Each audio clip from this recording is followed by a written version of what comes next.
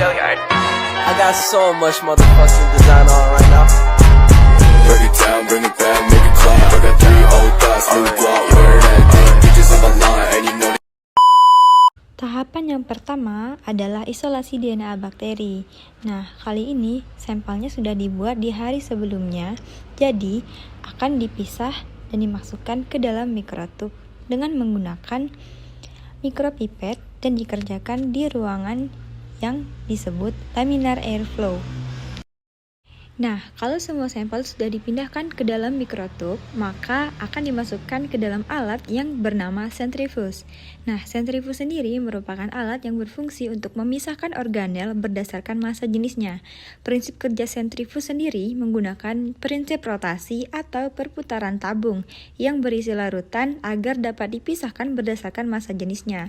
Nah, hasilnya nanti akan terpisah dari yang berat di bawah dan yang ringan di atas. Yang berat di bawah dinamakan pelet dan yang ringan di atas dinamakan supernatan.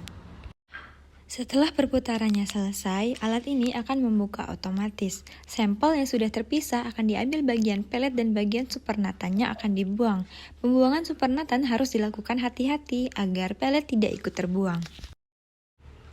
Langkah selanjutnya adalah suspensi pelet dengan 100 ml buffer R1 dan lisozim sebanyak 10 mikrolit. Setelah kedua bahan dimasukkan ke dalam mikrotub, maka mikrotub tersebut akan dimasukkan ke dalam pengapung yang terbuat dari styrofoam dan akan memasuki tahap inkubasi pada water bath dengan suhu 30 derajat Celcius selama 20 menit. Setelah 20 menit berlalu, mikrotub akan diangkat dan kembali dimasukkan ke alat sentrifuge seperti tadi. Nah, ini adalah penampakan setelah sampel di sentrifuge. Setelah disentrifugasi, jadi kita akan pisahkan supernatan sama peletnya. Jadi yang supernatan bagian atas, pelet bagian bawah. Jadi supernatannya kita buang terlebih dahulu. Nah, ini adalah peletnya. Selanjutnya adalah penambahan buffer R2 ke dalam mikrotub yang berisi pelet sebanyak 180 mikrolit. Tambahkan juga proteinase R1 sebanyak 20 mikrolit. Kedua bahan akan dicampur dan diinkubasi pada water bath dengan suhu 65 derajat Celcius selama 20 menit. Goyangkan water bath tiap 5 menit sekali. A few moments later. Setelah diangkat dari water bath, maka akan ditambahkan bahan selanjutnya yaitu buffer BG 400 mikrolit jika tanpa treatment Ernase dan 440 mikrolit jika pakai treatment Ernase. Selanjutnya, sampel akan diinkubasi pada water bath dengan suhu 65 derajat Celcius selama 10 menit. Later. Setelah 10 menit, sampel akan diangkat dari water bath dan ditambahkan dengan bahan selanjutnya, yaitu etanol absolut sebanyak 200 mikrolit. Pindahkan sampel ke kolom dengan maksimal 650 mikrolit dan sentrifugasi selama 1 menit. Eventually. Setelah 1 menit, buang cairan pada kolom bagian bawah dan akan disentrifuge lagi selama 1 menit.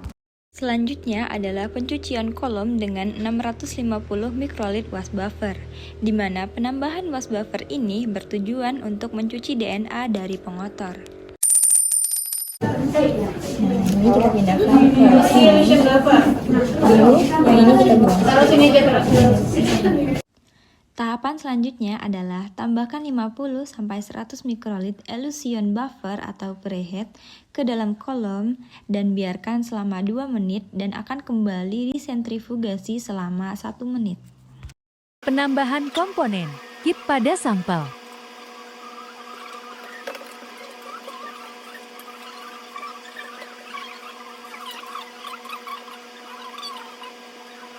Pemasukan sampel ke dalam thermal chiller. Di sini kelihatan ya, ini pre-denaturasi, ini denaturasi, annealing, elongasi. Terus ada ini, artinya ini akan diulang. Step yang 3 ini akan diulang sebanyak berapa nanti di sini. Kemudian ini adalah final extensionnya atau final elongasinya. Ini adalah suhu untuk mendinginkan alatnya. Ini ada suhu, ini timer. Untuk yang pertama inisiasi denaturasi 95 derajat Celcius selama 3 menit sudah pas. Kemudian denaturasinya 94, ini masih 95, berarti kita ganti 94. Oke. Waktunya 30 detik. Kemudian ini 58.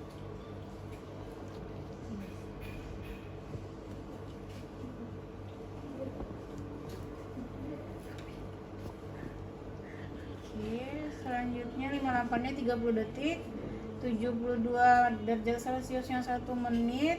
Kemudian kita ulang, kita akan lakukan 35 siklus. Jadi ini udah 1 siklus, berarti ngulangnya cukup 34 lagi. Kemudian final extensionnya 72 derajat Celcius selama 5 menit. Inkubasinya di 4 derajat Celcius selama tidak terkira waktunya. Sampai dingin aja. Dia nggak mau.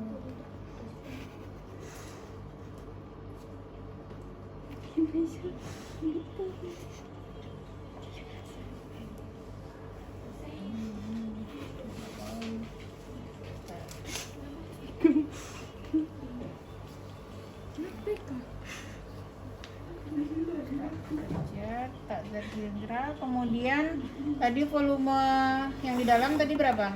16 tambah 4 kan? Jadi kita ganti yang ini jadi 20.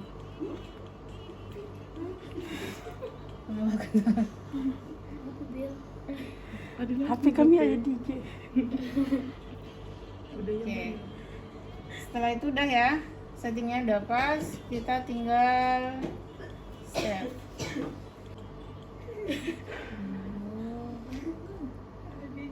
Iya. Save.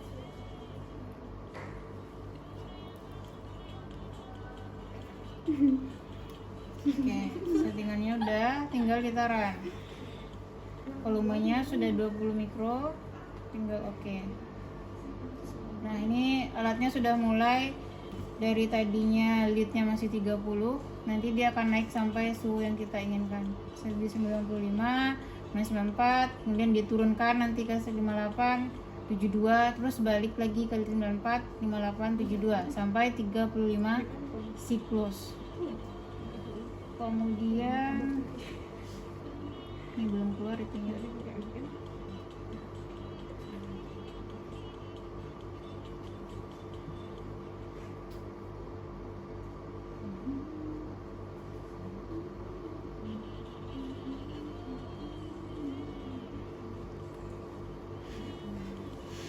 Nah, ini kelihatan ya time remaining-nya. Kita butuh waktu 1 jam 48 menit minimal.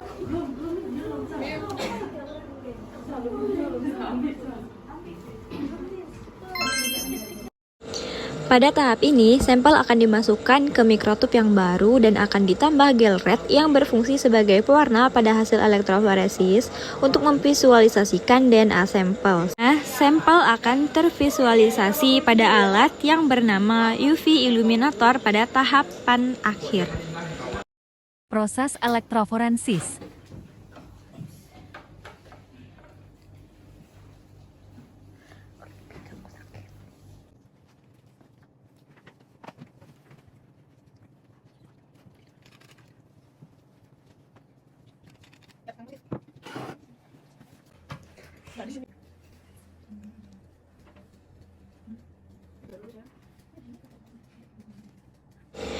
Proses lanjutan dari PCR adalah elektroforensis.